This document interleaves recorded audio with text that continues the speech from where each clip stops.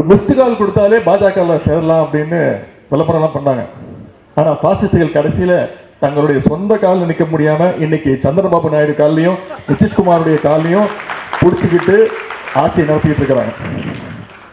இந்த புத்தகத்துல பத்திரிகையாளர் திரு ஏ.எஸ். பன்னீர்செல்வம் அவர்கள் ஒரு மிக மிக முக்கியமான ஒரு கட்டுரை எழுதியிருக்கிறாங்க.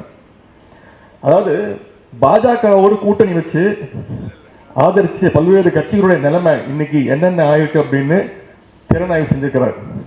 மகாராஷ்டிராவில் சிவசேனா காணப்போச்சு. காஷ்மீரில் மக்கள் மாநாட்டு கட்சி எங்க இருக்குன்னே தெரியல. ஒடிசாவில் பிஜு ஜனதாதளம். இப்படி பல்வேறு கட்சிகளை பாஜக காலி பண்ணியிருக்கு. ஆனா அந்த பாஜக காலி பண்ண லிஸ்ட்ல முதல் இடம் நிக்கிற கட்சி எதுன்னு உங்களுக்கு தெரியுமா?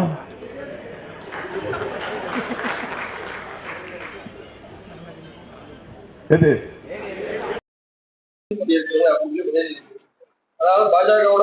பாஜகவோட இதே திமுக கூட்டணியில் இருந்ததை மறந்துருக்கும்.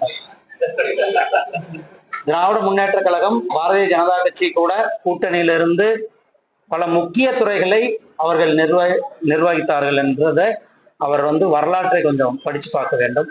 நாங்கள் எந்த அளவுக்கு அவர்களை அந்த கூட்டணியில் இருக்கும்போது கூட்டணி கட்சிகளுக்கு மரியாதை கொடுத்திருக்கோம், கூட்டணி கட்சிகளுக்கு பாதுகாப்பு, அதாவது கூட்டணி கட்சிகளை அரவணைத்து சென்றிருக்கிறோம் என்பதை என்றைக்குமே கடைபிடிக்கிற ஒரே கட்சி பாரதிய ஜனதா கட்சி.